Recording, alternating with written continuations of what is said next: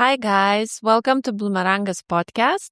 I'm very excited to introduce you today with Rūta Valušytė, who is head of design center at Kaunas University of Technology, and she also holds a PhD in design at Milano Polytechnic University, which is rated as top one in the world in design research. So welcome, Rūta. Very excited to have you with us. Hello, everyone. Hello, Agla. Thank you for inviting and happy to share some ideas. Wonderful. So today our topic will be about design education and can creativity be taught? So I think this is super interesting and having having Rūta here to discuss that, it's really, I think, will be very, very interesting to explore that. So Rūta, you've also created the Sustainable Design Program, right, at Kaunas University of Technology. Yeah. So from that experience and maybe from others' experiences that you have teaching design, how do you see, can creativity be taught? And what are the parameters needed, right, to develop it, to nurture it in a structured educational context?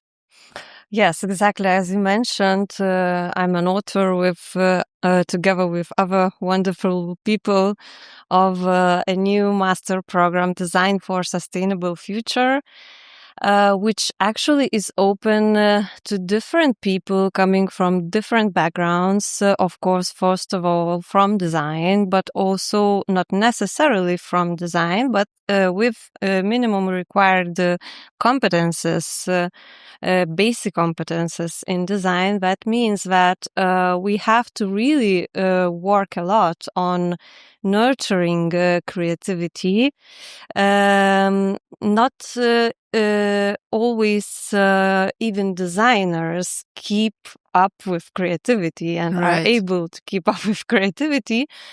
Today, why? Because first of all, of course, creativity is not a formula that you can simply learn. Right. It is true. like a muscle, I would say. And each of us, we have a native ability to create. So every human being is born to create. But then it depends how we nurture creativity, how we keep up with this creativity muscle. Right. And if not used, so it means it fades, it degrades. And it is the most important, therefore, to keep up with doing some creative things. Right. What else? So why it is happening? We are, as human beings, we are kind of linear beings, meaning that we are very safe, we are feeling safe, and we like to stick to the linear thinking. Why? Because it means we go for tested solutions for something that we already know, and keeping with this status quo is the biggest challenge for creativity and learning, or let's say nurturing creativity. So it is, I think, important to always work on creativity muscle and to nurture the culture of creativity. It is more a way of thinking and doing and living. And if we do it each day, it becomes natural and intuitive. Right. Right. So how can a university, help to instill that for students? Well, it's quite a challenge, I would say. So first of all, of course, there are some methods, ways to favor let's say, creativity, creating an environment, I would say, a playground with the ability to explore, to be able to explore, to experiment, and of course, stabilizing this culture. So, meaning that when you enter to this environment, you feel that there is a creative approach that is living there. So it is not simple to explain and not even less simple to create. Usually it goes throughout the design project.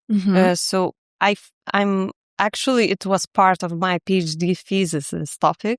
So I know that a design project somehow contains, the culture of creativity, which is blended with rational thinking.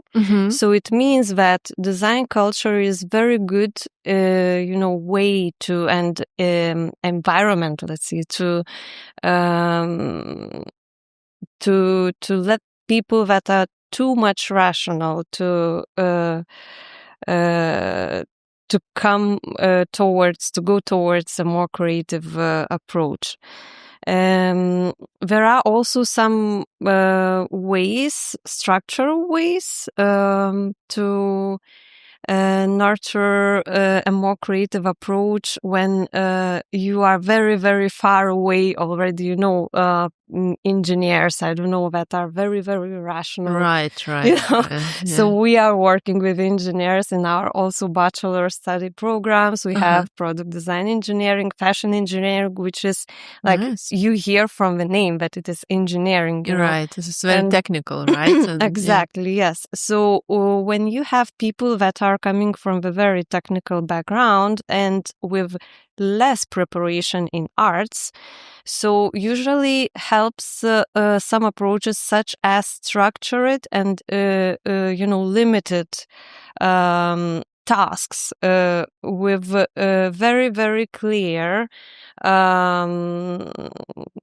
tools, but leaving the ability to amend and to create something by yourself. Right. For example, one of my colleagues uses this instant furniture project. I don't know if listeners are aware, but it is a book, a publication, a collection of very well-known designers like Carlos Scarpa or others,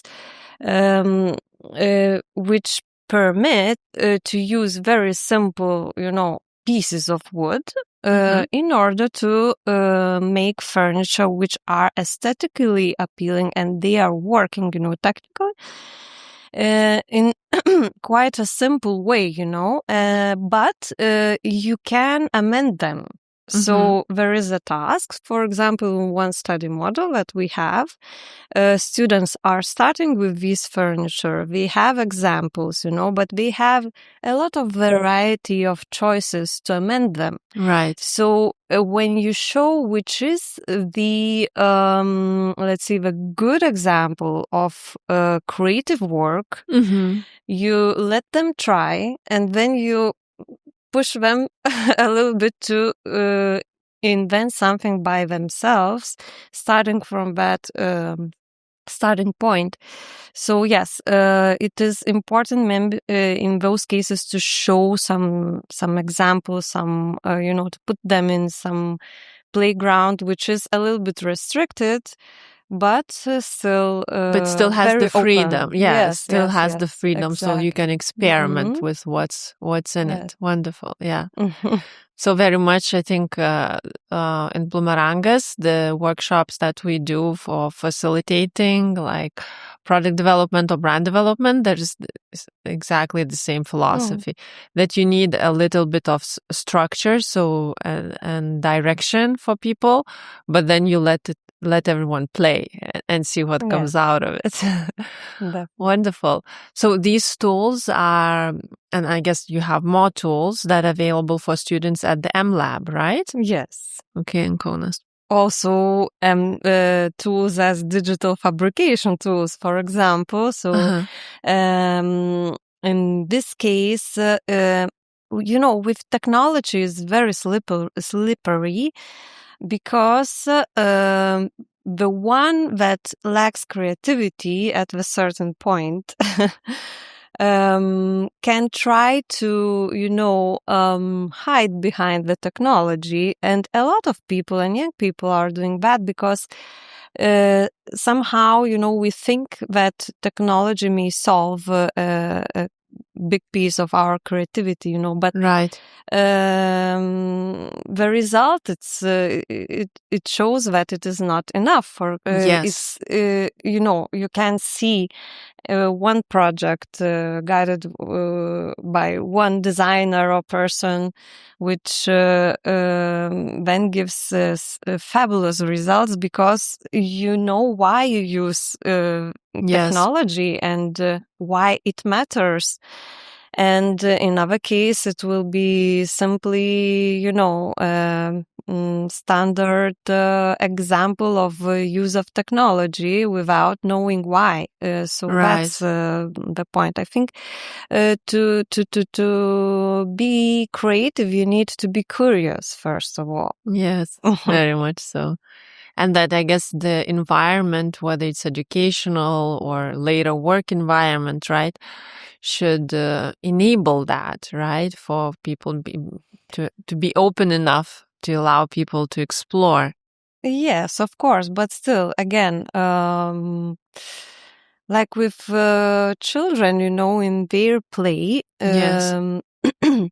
it is possible to play with 2 wooden sticks if you Yes. find a way, a story, why this play matters. You don't need, I don't know, digital technology to create a very important game, True. So, also about speaking about the environment, it might be simple, but the culture, what matters, meaning some kind of rules, I would say, because culture, what is culture? It is a set of rules. How do we think, which are values, how do we communicate? So creative space, I think, should have a set of values, of ways of doing and thinking, in order to transfer to other people that are coming maybe a little bit less free at that time, Yes. to transfer. It is a matter of culture and you cannot learn it. You have to nurture. Yes, very much so.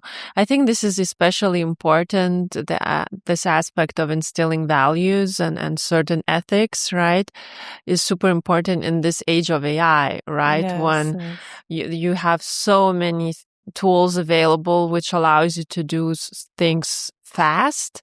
And if you are kind of motivated by, let's say, slightly evil things, you can create, but the output will be used for very black purpose, let's say, right? Yes. So, hi guys, I just wanted to send a quick reminder that we have just launched a new subscription, and if you are looking to unlock creativity in a variety of formats, get access to our digital tools and online creative sessions, check us out. I hope I'll see you inside. So how do you, in university and educational environment, what is your take on this AI tools and how are you integrating them in education? And just like you mentioned that, and which I totally agree with, that with technology, there's like a certain limit where experimentation and creativity can go, right? Yeah. Especially at the early stages of brainstorming and idea generation. Sometimes maybe it's even better to be completely away from technology. But anyway, so from your experience, how do you integrating that? And what's your take on the future of education in the context of AI? Well, first of all, AI, of course, it's a fantastic tool, but it is a tool.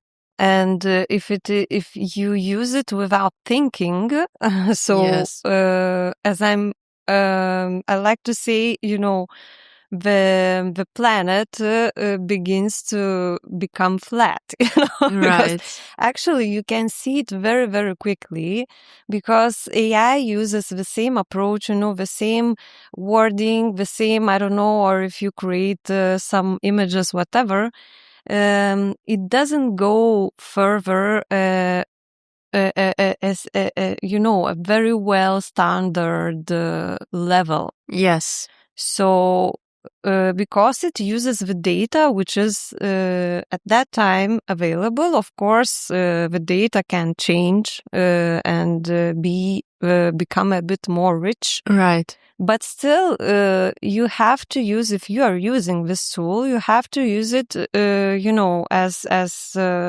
I don't know, as a pencil. If you draw well, you have a good result. It's the same, Yes. If you cannot draw and do not know what to draw, Yes. it will Yes. Yes. be a very It's bad very much like result. a tool that already puts you in a box, right? Definitely, definitely. Yes. And this creates again even a bigger division in between those that are really great designers, right? And or creative people that are really creative. And those that are simply not, because then this creativity muscle is degrading even more.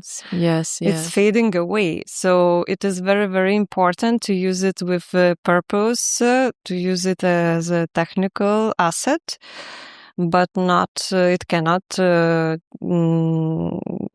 take your place of your creativity muscle. It is right. not possible. So in that case, because you can see these days online, like on LinkedIn, a lot of people are talking AI innovation, right? It's connecting AI with innovation. Of course, it's one of the probably biggest innovations in humanity.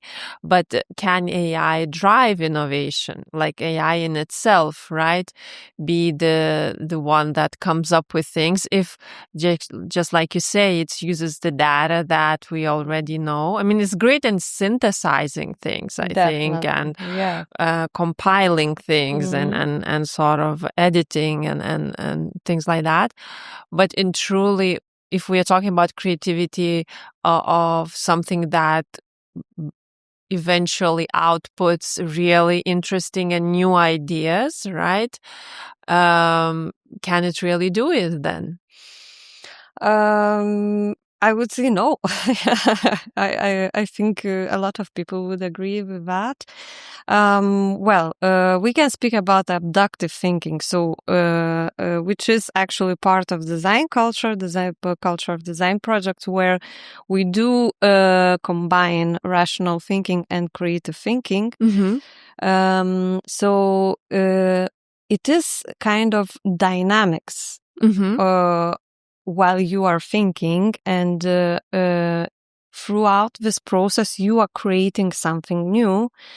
Why it is very important? Because it combining rational thinking, so already known data, deductive or inductive approach, which is based in science, and combining the artistic, this creativity, this creative part of the process gives you the ability to create something that has not been tested, has not been described yet, and goes towards a new horizon. Right. So this is the most important thing. Right. And the most important thing to question the status quo.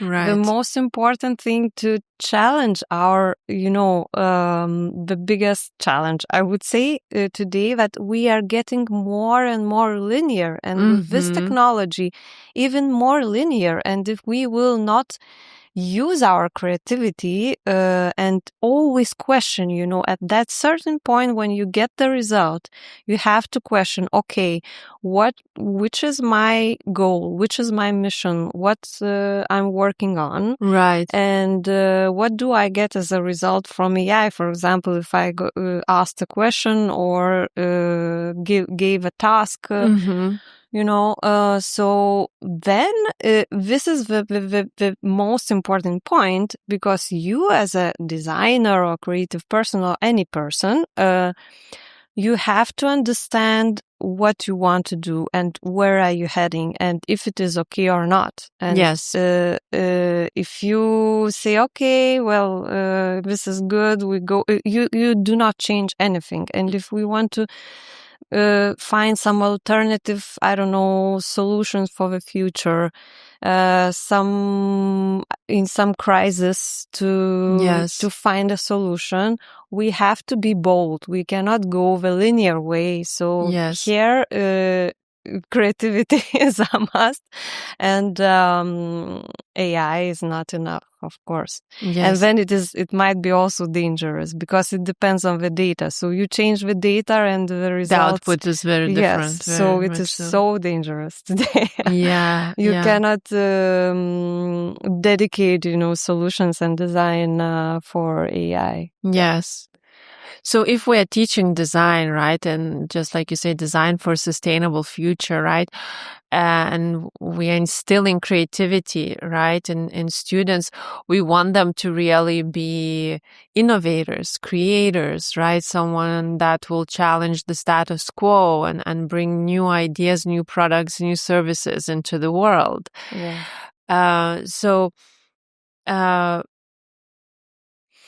In order for this to happen, from what I'm hearing from you, we need to create an environment that is structured, right? That there is some structure, but there needs to be play, right? And there needs to be tools, and there needs to be guidance. So I guess, from professors who direct people and enable them not to get unstuck, perhaps, or not to be lost, right, in the process of creation. And what I also loved about what you said is that kind of seeing examples or possibilities as what's really possible to create is also very important, because this is also what we learned from Bloomeranga's workshops, is that sometimes for people it's very difficult to come up with ideas when it's a purely blank canvas, right? So you give a sheet of paper, you give a task, and everyone is stuck, right? So it's good, like you say, to give some sort of aspirational examples or like best examples out there in the world that kind of whets the thinking, right? And the kind of get the thinking moving. Exactly. Creativity kickers. Yes, creativity kickers. Love that. So am I summarizing it correctly? Yes, definitely. Well, of course, it is a complex environment where you have to have, as you said, a bit of structure, but also a safe environment where people might fail and they wouldn't be afraid to do that. But also within the creativity process, I think we all know that the struggle is part of that. So I think this is the difficult thing to somehow to solve, within also the learning process and education process. In our case, even more, because in our master program, at least for now, we have people that are senior. They are more senior than, very, very young students. So we have already our, understanding, conviction, I don't know, a lot of things in our mind, that structure ourselves. But then we really, in this, seniority level, we are afraid to do something which is not okay, because everyone comes with their baggage that needs to be melted down, right? So kind of, So I think that we need to transfer that it is part of the creativity process. You have to struggle a little bit. You have to keep going, keep looking for some alternatives things, it's a long process. It's like continuous process, Yes, as I said. Yes. If you are used to live it each day, it's not a struggle anymore. But at the beginning, like, training a muscle, of course, it's hard. So I think the first the adaptation period, it's quite difficult for some people. Some people to break through that. I totally understand. Also designers, we are really over-rationalized today. Right. And creativity and for new ideas to emerge, you almost need to be, that beginner's mind, get back to that stage, right? Like a curious child state, which really drives, brings you to a state that you're not afraid to try out things and explore you're curious things. And you're brave to think about something that is not not known, not tested. Of course, at least in design field, then you have to combine also rationality. This is yes, of course, because you need to turn it into a product, into a functional output, right? Exactly. So you need that.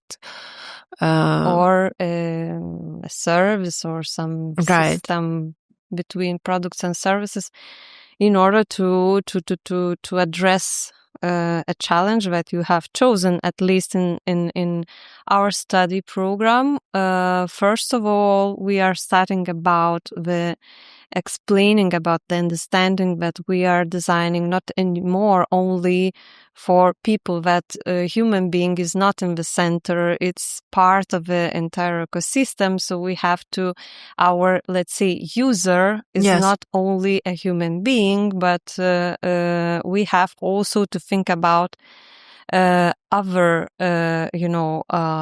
users, and we are working on personas, which is a human being, non-human being persona. So extending the design target, already not only to human being, but also more than human being. So it becomes even more complex for them, and here creativity is needed for sure. So we work a lot to identify this challenge, first of all, because usually people come, I want to create this or that, but why you're willing to go for it, which challenge you are addressing, for whom you are designing. So here some rational thinking is needed, but it's like a ping pong, you are always changing it from creative to rational. Yes. And so how about the teachers, the professors, right? How are they trained to unlock these aspects within people, right? To encourage curiosity, to motivate people, to support people to be brave, right? Like, how are you taking care of that? Like, because professors are also very important. Definitely, in education, right? In our case, in the program we have mentioned, Design for Sustainable Future, we are collaborating with Politecnico di Milano. So we have different colleagues that are coming to work with us and with our students. So I would say, in this case, we have a very a variety of people and personalities, and I would say each person would have his own way, right. So I could not identify one method. It's more like a tutoring, I would say. Being with them and reacting during the process, finding some ways to nurture. Yes. So the professors already have that not just knowledge, but also that Definitely. ability Yes. to guide students. And also we are discussing all the time how to amend the program, because we are, looking how we react. For example, in this program, we have design studios, which are big study models where we have a lot of time for working on their sustainability challenge and on their product or service or system. So there we have started with a very, very well-defined system, which has been created in our project called Circloop. Yeah, I've heard about it. It has been created by rethinking, the design thinking process, because we were also critical about the process as it is, given to non-designers, and thinking that we can become designers. Yes. And also thinking about circular economy, what it is needed to know, which are also the restrictions, because we need to be creative. We need to think about, never thought solutions, but we also have, as designers, a lot of restrictions and a lot of things to know in order to answer that, challenge for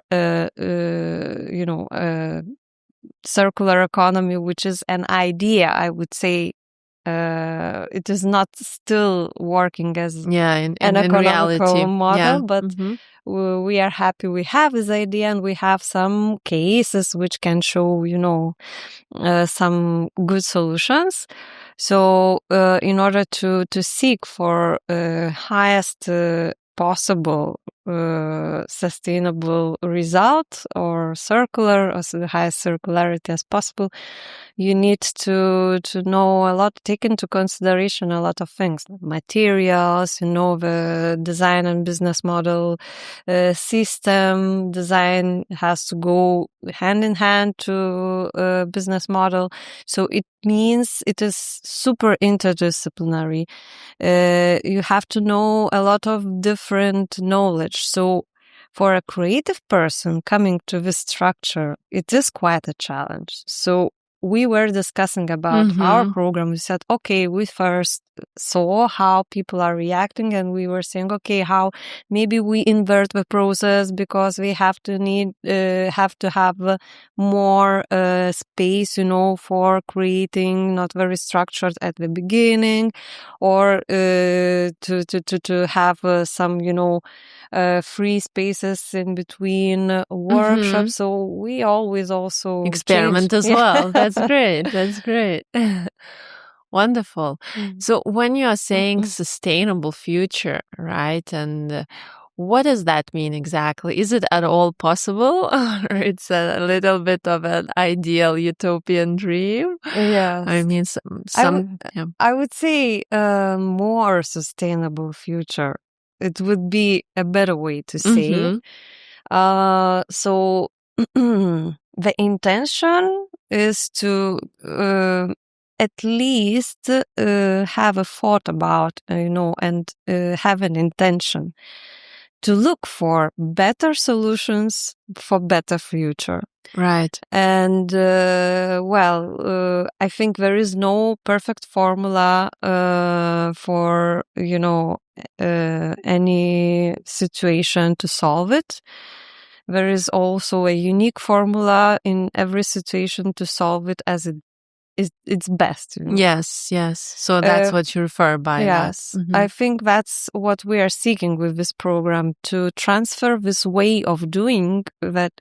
Of course, we cannot solve all the problems. We cannot stop the war. We cannot do many things, but we can contribute, and also by envisioning something better, and then doing something very practical here and now, in order to show that it might be possible, or to go towards that alternative, better future that can we imagine. But it's important first to imagine, and then to do something practical. Yes, very much so. So that's the environment that inspires imagination, I guess, as well.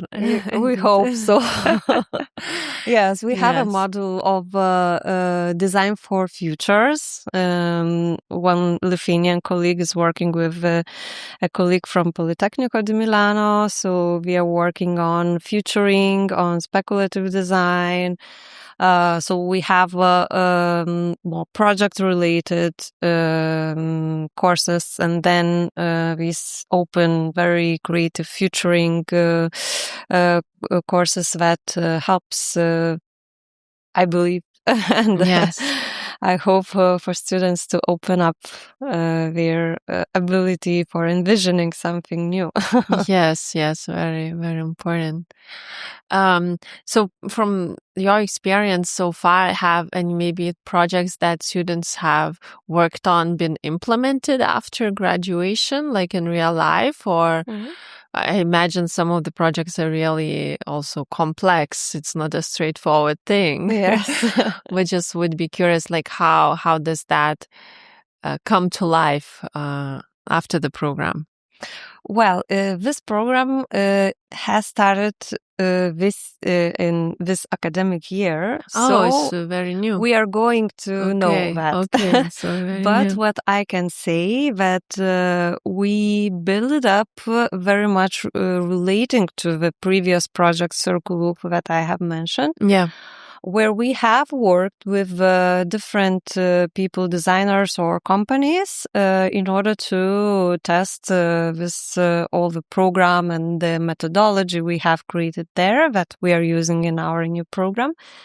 So what feedback we did get from these participants, it was that in terms of a mindset shift, we were super happy and convinced that this program helped them to change towards a more,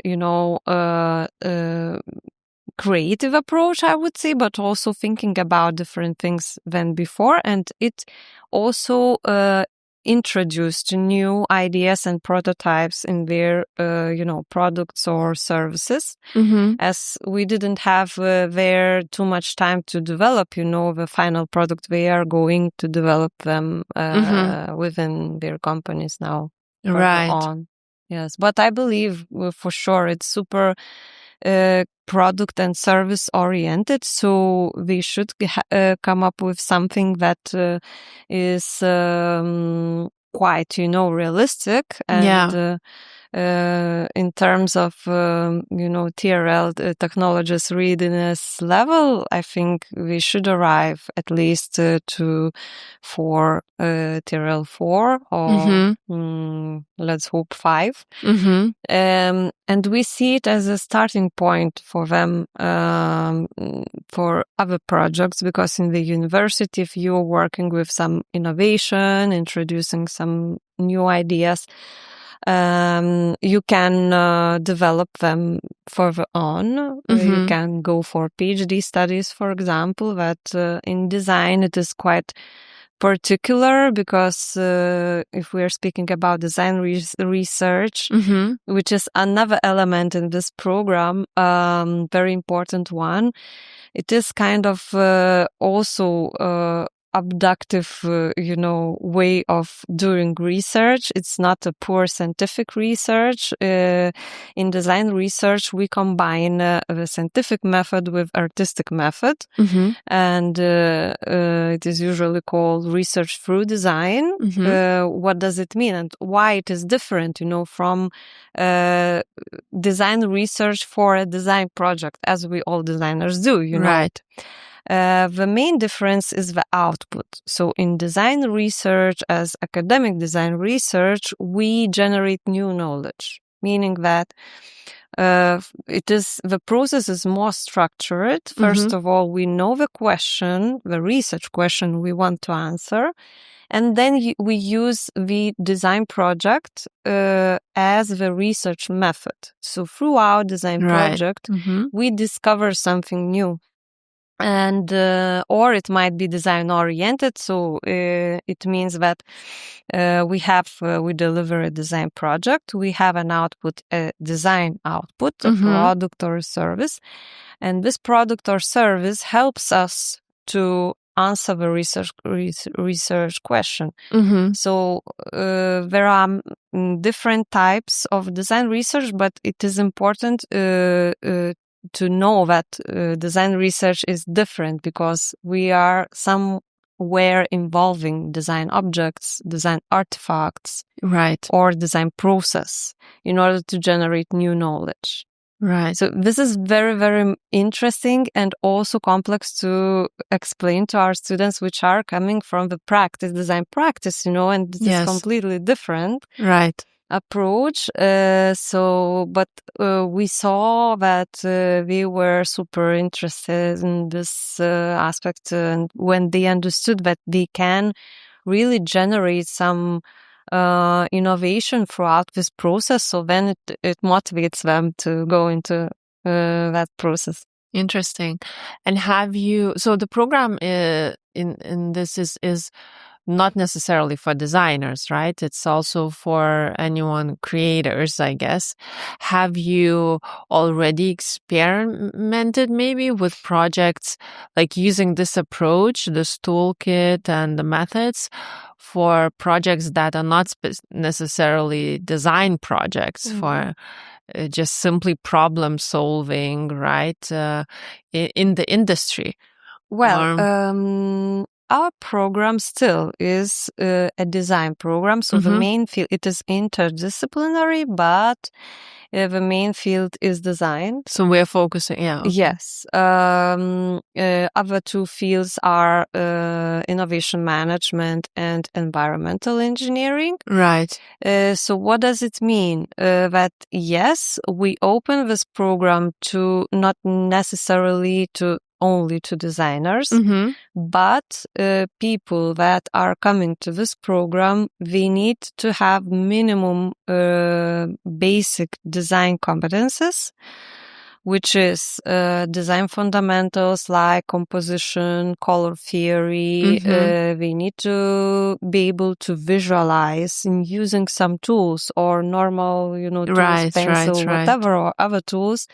But they have to be able to visualize, and then they have to be able to do a design project. So we can come from different fields of design, first of all. We are not limiting what is fashion or interior or graphic or service, whatever design field, whatever artistic field. And what I didn't mention, of course, we need to have software, skills which are needed to that field in which they are working. So makes sense. If you are coming from fashion design, you would need certain software skills. Yes. If you are working in furniture or interior.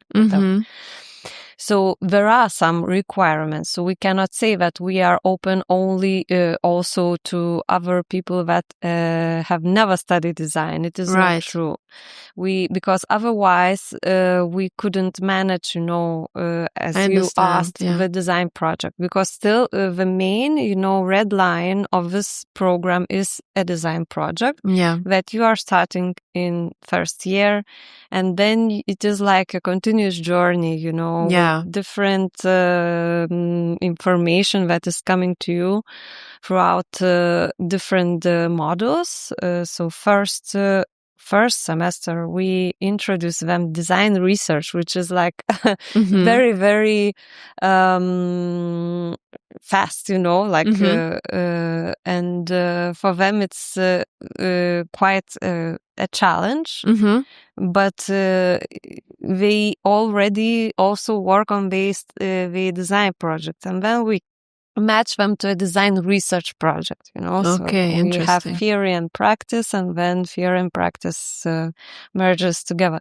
So if we would have people that are coming without basic design capabilities, it would be too hard for them. Got it. Yeah, it would be difficult to lead.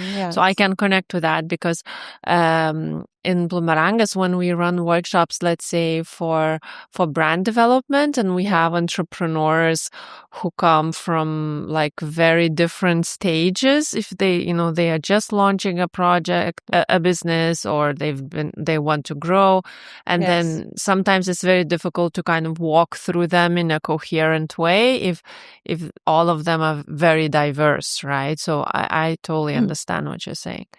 So if I'm understanding is that in this environment, right, which is structured and plays encourage, and there are professors who are guiding you, you're providing basically different stimulations, right, and different methods and inspiring future thinking, right, to kind of bring designers into this bubble, in a good bubble, where they can further advance their ideas or build new ideas, right? With the purpose to support innovation in the design, through design, right?